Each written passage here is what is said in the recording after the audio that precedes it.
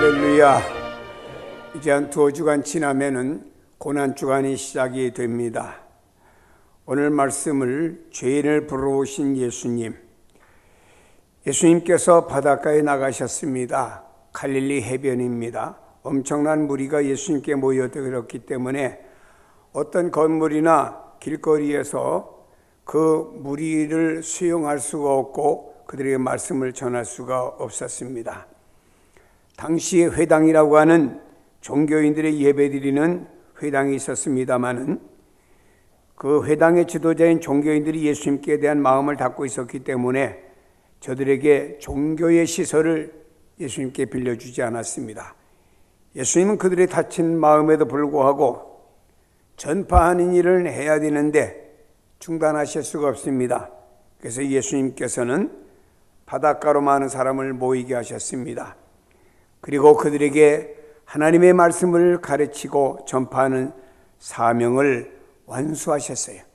예수님은 어떤 환경에서도 하나님의 말씀을 전하고 말씀을 가르친 일을 중단하지 않았습니다. 환경이 어떻다고 해서 중단하지 않았습니다. 오늘날에 많은 사람들이 환경을 탓하는 사람이 있어요. 환경이 어떠해서 예배 못 드리고, 환경이 어떠해서 교회 못 나오고, 환경이 어떠해서 신앙생활을 못하고 환경을 탓하는 사람이 있습니다만 예수님은 환경이 어느 곳이든지 간에 하나님께서 자기에게 주어진 말씀을 가르치시고 복음을 전파하는 사명에 대해서는 환경을 중요하게 생각하지 아니하고 어디든지 간에 하나님의 말씀을 전하신 내용을 볼 수가 있습니다. 큰 무리가 모인 것은 그리스도를 통해서 하나님의 나라에 관한 말씀을 들으려고 왔기 때문에 해변에서 성실하게 가르쳤고 예수님이 가르치신 모든 기회를 놓치지 않고 순종한 모습을 보게 됩니다. 부르심받은 사람들은 매 순간 성실과 순종으로 부르심받은 어떤 내용에 대해서 우리가 기회를 놓치지 말아야 됩니다. 말씀을 전하든지 하나님께 찬양을 하든지 봉사를 하든지 부름받은 모든 사람들은 그 기회를 놓치지 말아야 된다고 하는 것입니다.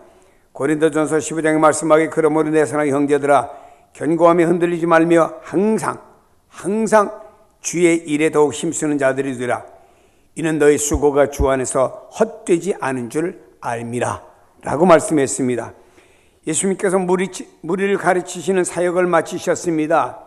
그리고 나서는 해변을 따라서 걷기를 시작하셨어요. 이 해변은 과거에 베드로와 안드레와 야고보와 요한을 제자로 부르셨던 해변을 주님은 또 걸으신 겁니다. 그때 주님의 눈에는 입학하는 배에 세금을 징수하려고 설치된 세관이 눈에 띄었고 그곳을 지나가시게 되었습니다. 세관을 지나가시면서 세 가지 일이 일어났습니다. 하나님 예수님은 세관에서의 일을 맡은 세리 레위를 보시게 되었습니다. 모든 세리는 유대 사회의 풍토에서 반역자였고 버림받은 자였고 죄인으로 취급하는 직업이었습니다. 세리들은 유대 사회에서 몹시 미움을 받고 배척을 받았습니다. 그들은 로마 권력을 자신의 등에 업고 영혼을 팔아버린 사람으로 여겼습니다. 그들은 대다수가 도둑이고 사기꾼이고 강탈자로 취급을 사회에서 받았습니다. 당시 세리는 팔레스타인을 다스리는 로마 관리들 밑에서 일하는 자들과 세금 청부업자 밑에서 일하는 자들로 둘로 나누어졌습니다.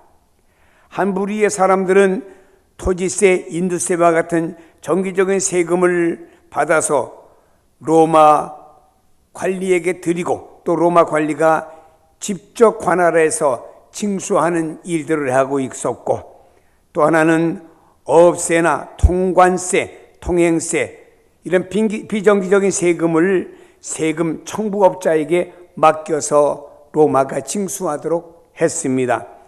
세금 청부업자들은 일정 지역에서 업세, 통관세 등을 징수할 수 있는 권리를 얻었고, 그것을 얻기 위해서는 미리 선금으로 계약금을 지불하고 권리를 취득한 다음에 자기들이 지불한 돈보다 더 많은 세금을 거두어서 자기의 이익을 충당하는 이런 백성의 피를 빨아먹는 거머리와 같은 존재들이 바로 여기에 세금을 청부받은 청부업자들임을 볼 수가 있습니다.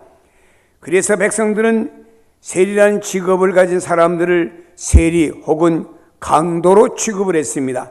세리들은 항상 자신의 호주머니를 채우기 위해서 법적인 세금보다 더 많은 세금을 부과했습니다.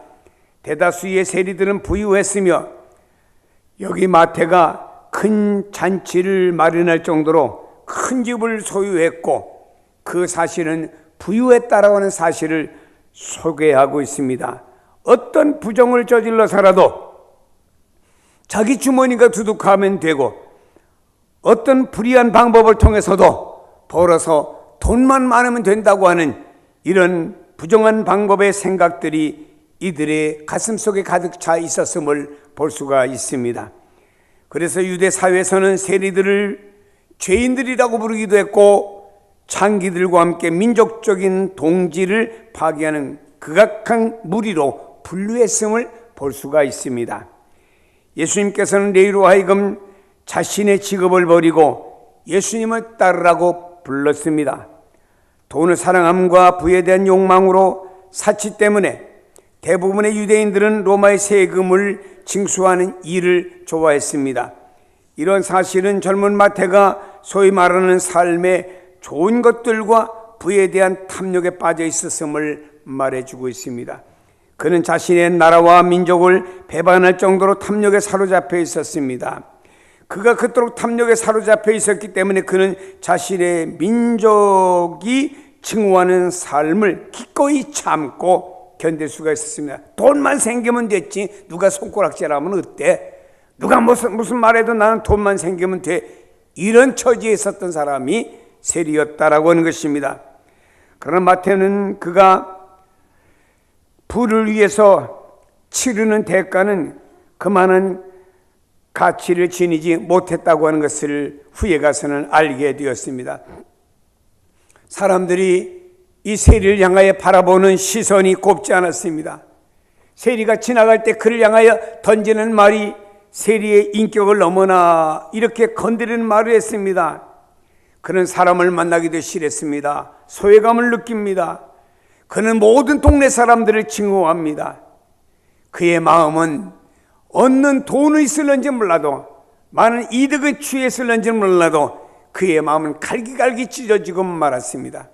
그러므로 마태는 하나님과 그의 백성과의 용서와 화해를 열망하는 마음이 그 안에 있었습니다. 이것을 예수님은 아셨어요. 예수님께서는 마태가 상처받은 마음과 그로 인한 아픔을 아셨기에 그에게 탐욕의 죄를 버리고 하나님을 따르도록 그에게 권면을 하신 겁니다. 예수님께서 얼마나 항상 각 개인에게 다가가실 기회를 찾고 계신지 주목해야 됩니다. 예수님은 무리를 다 가르치시기를 막 끝내신 후였습니다. 아마도 육신을 예수님도 입고 계신지라 피곤하셨을 겁니다. 그래서 예수님께서는 그 모든 일을 마치고 조용히 묵상하며 조용히 갈릴리 해변가 바다를 거닐고 계셨습니다. 근데 거니는 가운데 세관을 지나가는데 한 영혼이 고통 가운데 있는 모습이 예수님의 시선에는 띄게 되었습니다. 예수님의 가던 발걸음을 멈췄습니다. 예수님은 저가 내가 필요하다는 사실을 알았습니다. 그래서 가던 발걸음을 멈추고 그는 세리와 대화를 나누시게 된 거죠. 예수님께서는 이와 같이 다수의 영혼들에게 하나님의 말씀을 전하고 그들에게 전도하는 것도 중요했지만 예수님 때로는 한 영혼도 주님은 소중히 여기고 주님은 그 영혼을 만나기를 요구하셨던 것을 볼 수가 있습니다. 마태복음 11장에 보면 수고하고 무거운 짐진 자들아 다 내게로 오라 내가 너희를 쉬게 하리라. 나는 마음이 온유하고 겸손하니 나의 멍에를 메고 내게 배우라. 그리하면 너희 마음이 쉼을 얻으리니 이는 내 멍에는 쉬고 내 짐은 가벼움이니라 하셨습니다. 수고하고 무거운 짐진 자들 다 내게로 오라. 나만이 너희를 쉬게 해줄 사람이다라고 주님은 말씀하셨습니다. 이사야 1장 8절을 보니 오라 우리가 서로 변론하자. 너희 죄가 주홍 같을지라도 눈같이 희어질 것이요 진홍같이 붉을지라도 양털같이 되리라. 너희 죄가 아무리 크고 어떻게 해결 못 받을지라도 내게 오라. 나 예수와 더불어 변론함으로 말미암아 너희 속죄가 그 안에 있다고 하는 사실을 구약에서도 말씀을 하셨습니다. 이사야 55장에 보니까 너희 목마른 자들아 물러나오라. 인생의 목마른 자들아 너희가 무엇에 목마를는지는 모르다 이 말입니다. 목마른 자들아 내게로 나오라 그랬습니다. 돈 없는 자도 오라. 너희가 와서 사 먹되 돈 없이 값없이 와서 포도주와 저주를 사라고 말했습니다. 목마른 자가 바로 생수를 주시는 예수 그리스도에게로 나오라고 주님은 초청을 하고 있는 것입니다. 호세아 6장에 보니까 오라 우리가 여호와께로 돌아가자. 여호와께서 우리를 찢으셨으나 도로낫게 하실 것이요 우리를 치셨으나 싸매어 주실 것이라. 우리 인생에 있어서 모든 것을 바로 힘들고 어렵고 찢어지고 가난하고 우리가 힘들고 어렵고 육체가 연약할지라도 이것을 치유하시고 싸매 주실 분은 오직 하나님밖에 안 계시다고 우리에게 말씀하는 줄로 믿습니다. 예수님께서는 세리에게 끼친 영향은 격렬하고도 폭발적인 것이었습니다. 그래서 이 세리는 이렇게 말하고 있습니다. 즉시 일어나 예수를 쫓으니라. 즉시 일어나서 예수를 쫓았다고 그랬습니다. 아마도 여기 있는 세리는 이미 예수님에 대해서 알고 있었던 것 같습니다. 예수님께서 1년 넘도록 이 갈릴리 지역에서 하나님의 말씀을 전했기 때문에 아마도 들었을 것입니다. 아마도 예수님께서 갈릴리 지역에서 하나님의 말씀을 전할 때 그 예수님이 전하는 그 지역에 가봤을런지도 모릅니다.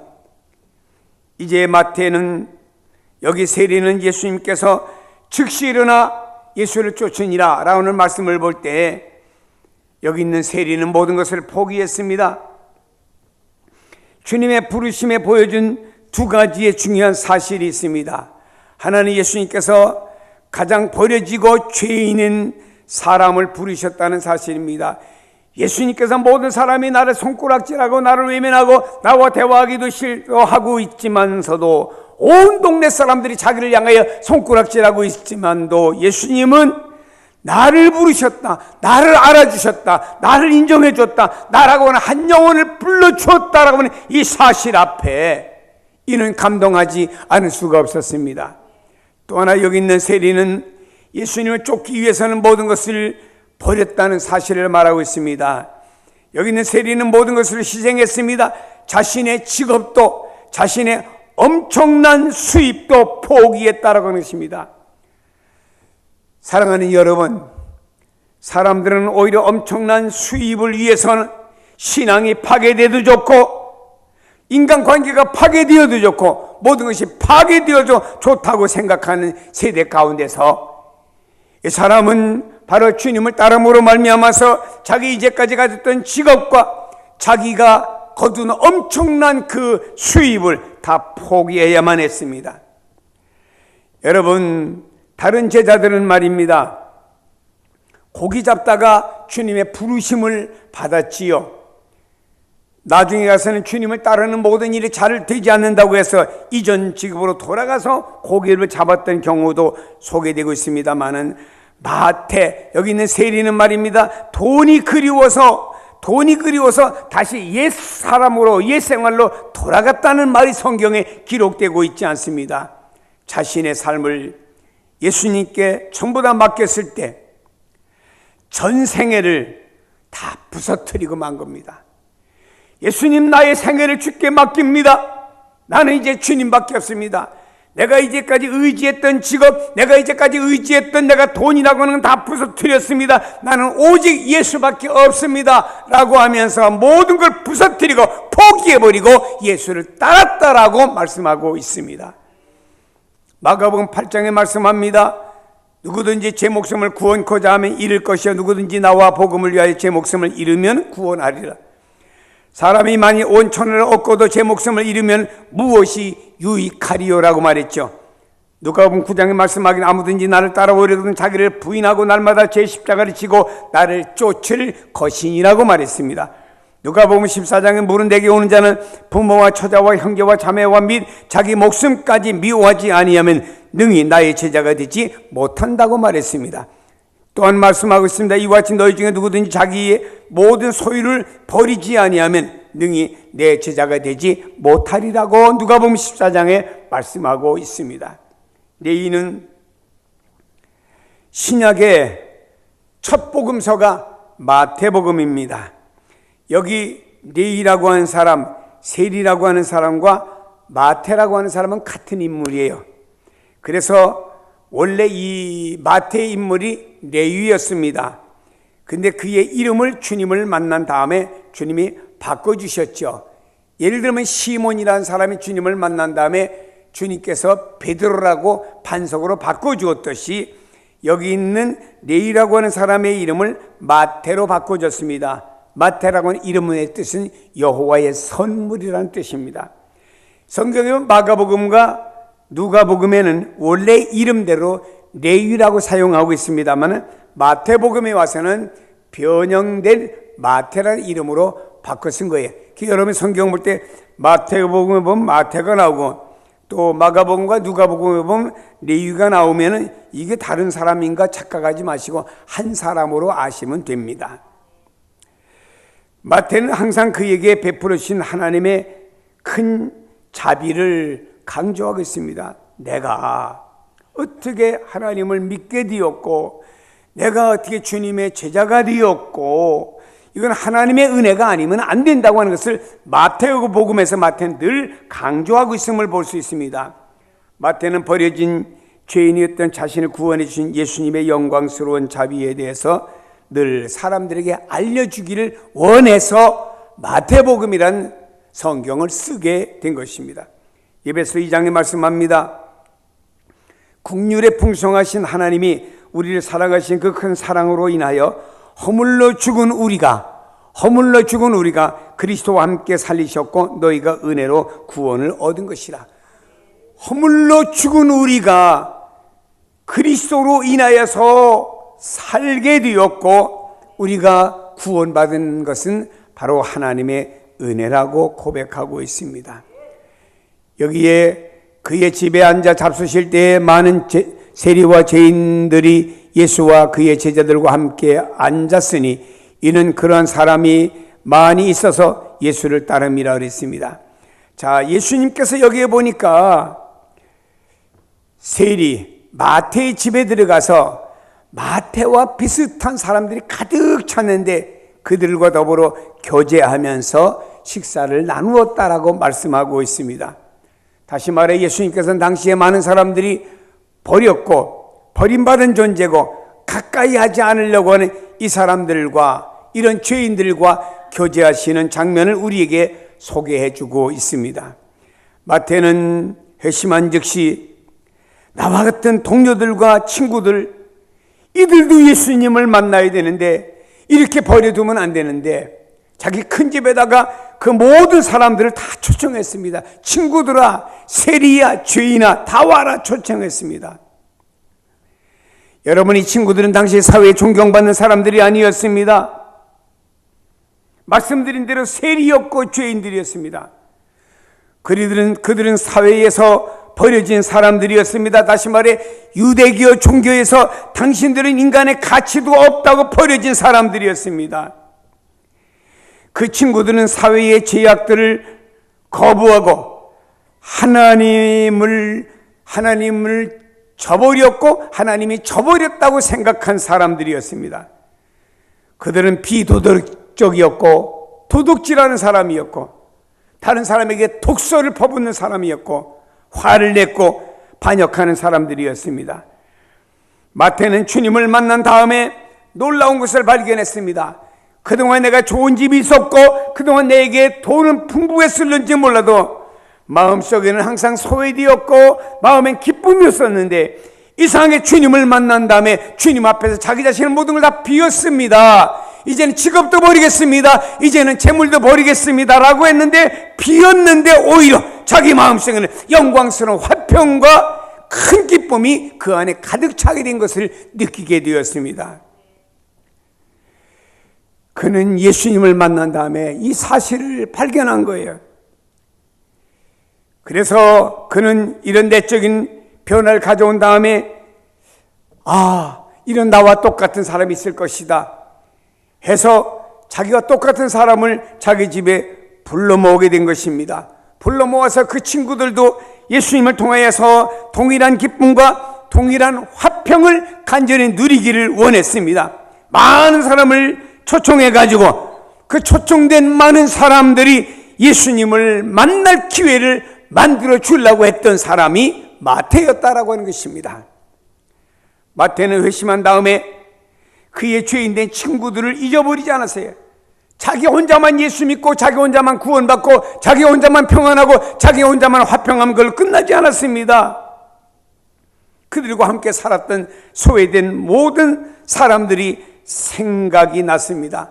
그들을 불러 모았고 자신의 삶에 놀랍게 변화된 모습, 자신이 예수 믿은 다음에 예수님을 만난 다음에 변화된 모든 모습을 그들과 함께 나누기를 원했습니다. 그리고 주님을 모셔서 저들도 예수님을 만남으로 말미암아서 예수님 안에서 누릴 수 있는 기쁨, 평화, 감사가 저들 속에도 일어나기를 요구해서 많은 사람들을 자기 집으로 초청했다라고 하는 것입니다. 사랑하는 성도 여러분이, 우리가 예수님을 만났어요. 그 어느 날 예수님을 믿었습니다. 그리고 난 다음에 예수 믿는 사람들끼리도 우리가 서로 교제를 나눕니다. 대화도 나누고 식사도 하며 교제를 나눕니다. 근데 참 안타까운 것은요, 예수 믿는 사람들의 교제도요, 예수 안 믿는 세상 사람들의 교제와 똑같아요. 다를 바가 아무것도 없습니다. 안타깝죠. 오늘 여기 있는 마태는 주님을 만난 다음에 저들과 교제했을 때 무슨 교제했을까요? 내가 어느 날 주님이 나를 찾아오셔서 내가 주님을 만났어. 그동안 내게 최고의 가치가 좋은 직업이었고 최고의 가치가 돈이었는데 주님을 만난 다음에 보니까 이게 최고의 가치가 아니야. 내 안에 주님 주신 평화와 기쁨이 내 안에 넘치게 돼서 난 이걸 어떻게 주체할 수가 없어. 난 너희들에게 이야기하고 싶어. 이것이 이의 교제의 방법이었다라고 하는 거예요. 여러분 어떻게 생각하십니까? 이것이 영적인 교제가 아닙니까? 그리고 그는 자기 집에 초청해서 식탁을 마련하면서 어떻게든지 예수의 복음, 만난 예수를 증거하고 싶었습니다. 그래서 불러 모아서 그 예수님을 만나게 했고 그 예수님을 증거했습니다. 내가 예수님을 만난 다음에 이렇게 되었다고 증거했습니다. 여러분, 예수님은 우리에게 먼저 우리의 가족, 우리의 이웃, 우리의 친구들에게 가라고 말씀하고 있습니다. 사도행전 1장 8절에 보니까 오직 성령이 너에게 임하시면 너희가 권능을 받고 예루살렘과 지역, 가정, 친족, 이 예루살렘과 온 유대와 사마리아와 땅 끝까지 이르러 내 증인이 되리라 하시니라. 우리는 모든 사람들에게 할 수만 있는 대로 예수를 증거해야 돼요. 증인이 되어져야 됩니다. 예수를 믿으라고 말입니다. 자, 예수님은 이렇게 소외된 자들과 만날 기회를 기쁘게 받아들였어요. 서기관과 바리새인들이 예수님이 이 죄인의 집에 들어가니까 왜 들어갔냐고 태클을 걸었어요. 그러나 예수님께서는 오히려 이 소외된 자들, 죄인, 세리, 이들과 만날 기회를 기쁨으로 받아들였습니다. 그래서 예수님께서는 마태가 예수님을 만난 다음에 변화된 것처럼 이들도 예수님을 만남으로 말미암아 변화의 경험을 하기를 원해서 기쁨으로 저들을 받아들인 것을 보게 됩니다. 소외된 자들과 죄인들에게 미쳐진 예수님의 영향은 굉장했습니다. 성경에 보니까 이렇게 성경 말씀하고 있습니다. 많은 사람들이 예수님을 따름이러라 그랬습니다. 오늘 저들이 예수님을 믿은 다음에 많은 사람들이 예수님을 따랐어요. 당시에 버려진 죄인들은 예수님에게서 다음과 같은 사실을 분명히 저들은 보았을 거예요. 그냥 예수님이 말씀만 했다고 따른 게 아닙니다. 자, 저분을 보니까 공경에 처하는 어느 누구에게나 그분은 관심을 갖고 다 용납하셔. 그리고 그 공경에 처한 사람을 돌보시고 불쌍히 여기시는 분이야. 예수님은 어떤 필요를 가진 사람들 다 환영해주고 뭐가 필요한지 그분은 다 아셔. 예수님께서는 죄인들보다 우월한 입장에서 나는 의인이고 하나님의 아들이라고 분리된 입장이 아니었고, 죄인들과 멀리 떨어져 있거나 분리되어 행동하지 않고 가까이 그들과 함께 먹고 마시며 함께한 분이요. 예수님께서는 자신의 회개의 메시지에 대해서 결코 타협하지 아니하셨지만 주님께 나온 자, 그 회개의 메시지를 듣고 주님께 나온 자는 모두 다 사랑하시고 진정 용서하시며 큰 도전을 주시는 분이야. 이것을 이곳에 온 사람들이 다 발견하게 되었고, 큰 무리들이, 많은 사람들이 예수님을 따르게 되었다라고 말씀하고 있는 거예요. 소외된 자들과 죄인들, 어떤 사람은 누추하게 입고 냄새나는 몸을 가지고 교회 한 귀퉁이 와서 앉았다라고 봅시다. 예배에 참석했다고 봅시다. 그 옆에 앉아있는 여러분 불편하게 느끼지 않겠습니까? 어떤 사람들은 교회에 나와서 자신의 수준에 맞는 사람들끼리만 모이고 상대하려고 합니다. 예수님께서 많이 그리했다면 예수님은 이 자리에 오실 수 없고 마태의 집에 예수님 들어갈 수가 없어요.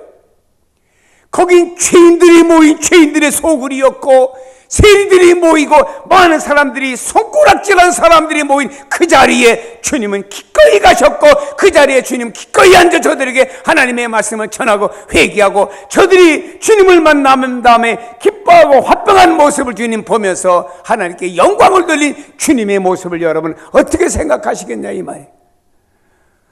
오늘날의 복음은 귀족의 복음이 아닙니다.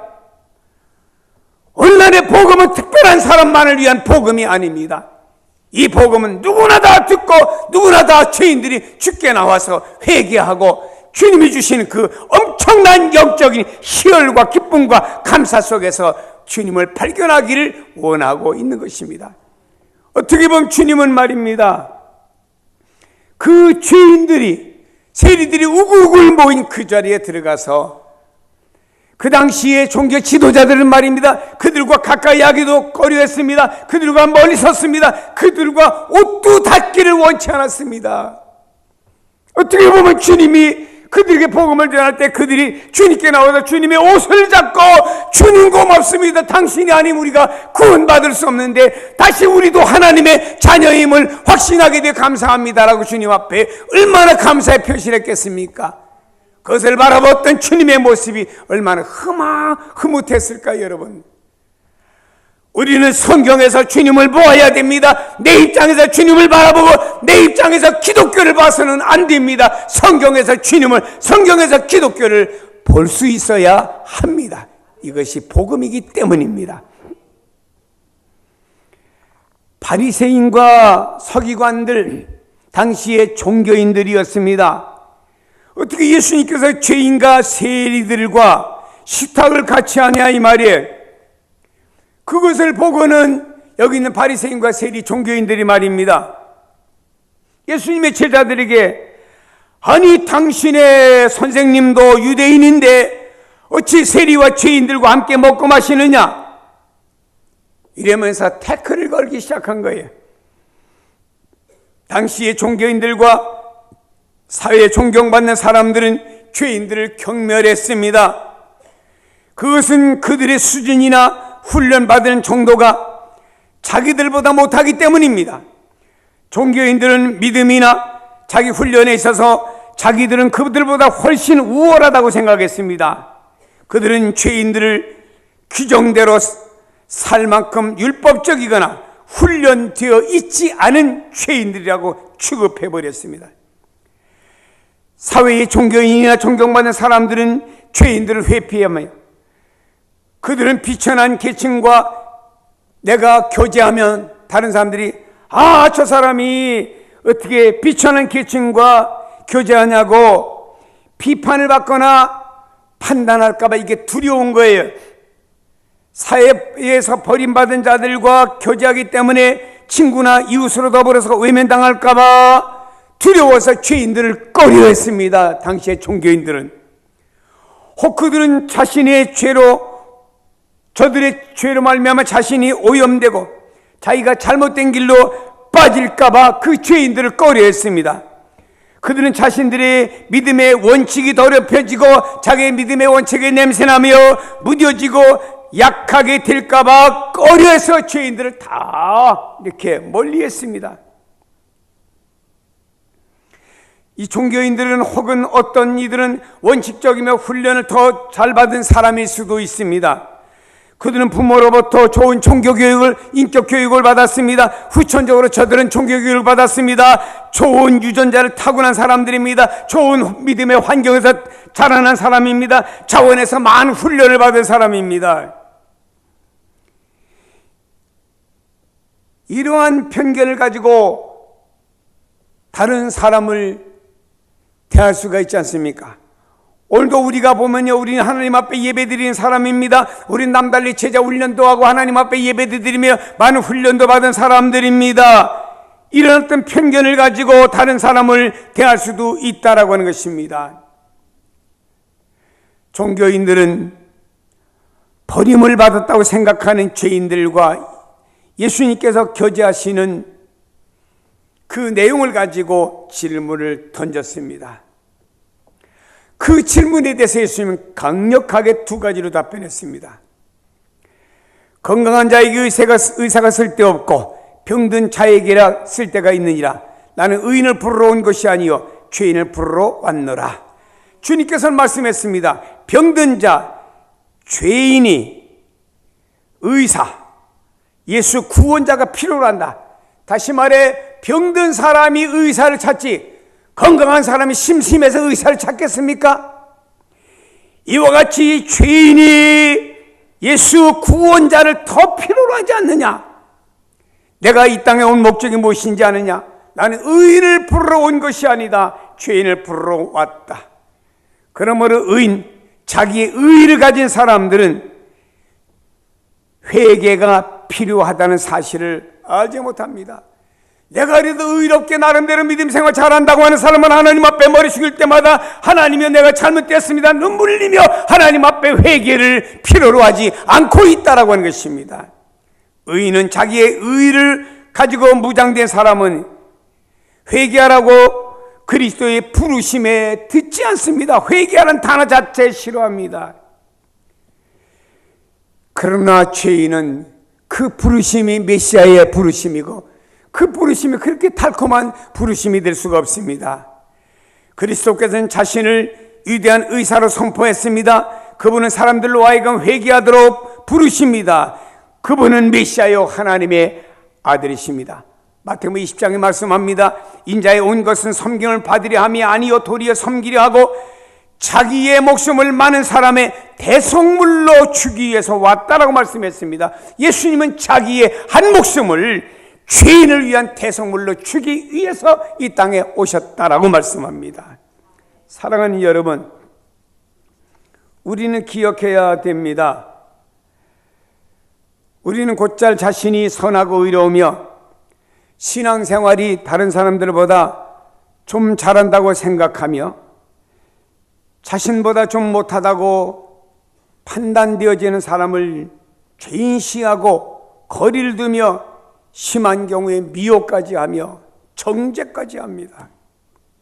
성도 여러분, 하나님이 여러분에게 정죄의 권한은 주지 않았습니다. 정죄의 권한은 하나님의 권한밖에는 없습니다. 내가 나름 사는 사람보다 믿음이, 인격이, 판단이, 기준이 좀 낮다라고 해서 이걸 가지고 우리는 다른 사람이 거기에 미달될 때 우리는 나름대로 그 사람을 정죄합니다.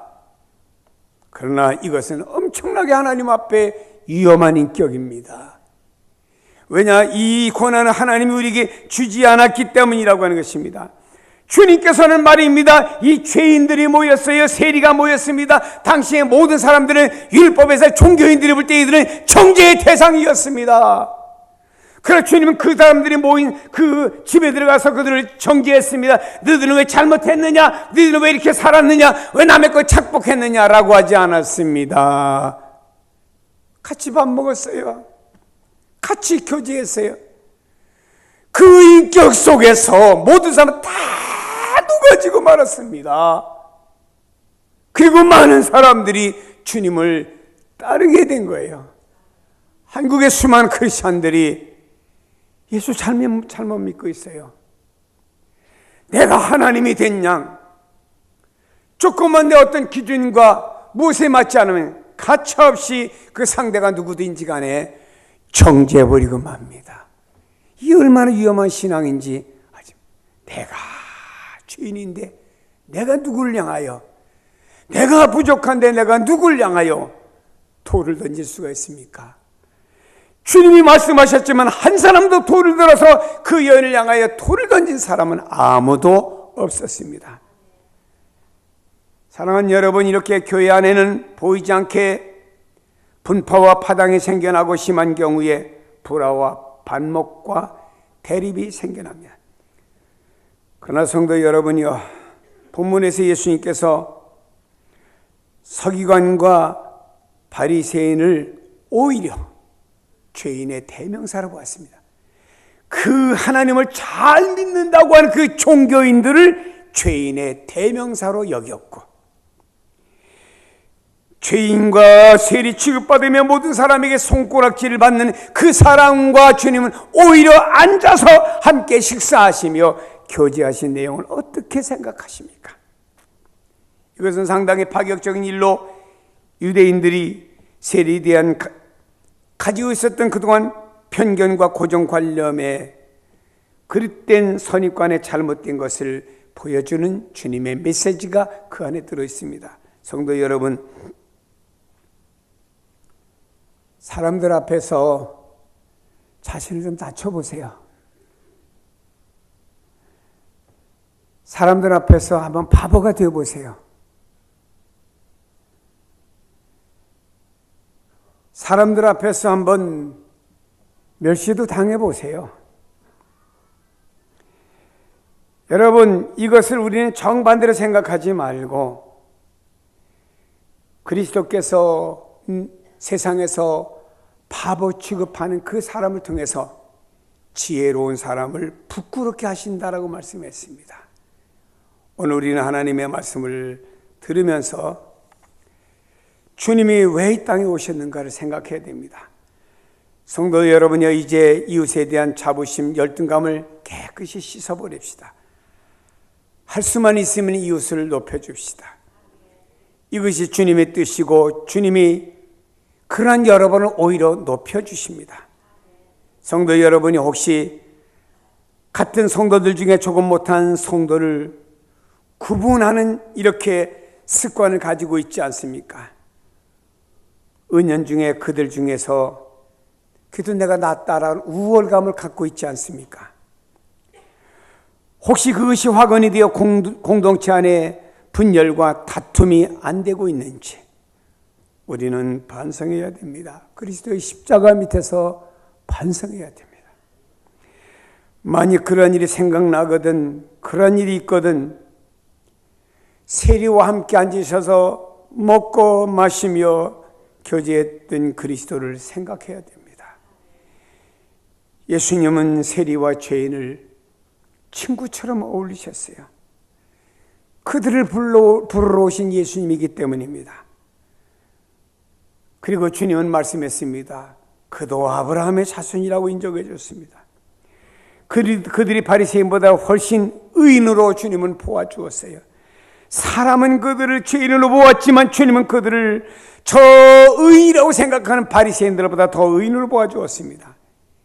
죄인과 세리 가운데서 한 사람을 불러서 당신의 제자로 삼아주셨습니다. 이제는 이웃을 정죄하고 미워하는 사람이 아닙니다. 그들을 인정해주고 사랑으로 감싸주며 곱게 살아가도록 도와주고 이끌어주는 성숙한 그리스도인들로 거듭나기를 축복합니다. 주님은 나 같은 죄인을 부르러 오셨기 때문에 나도 그들과 같이 낮아져서 더불어 살아갈 때 한국 교회와 한국 사회가 아름다워질 줄로 믿습니다. 기도하십니다. 죄인을 부르러 오신 주님을 바라봅니다.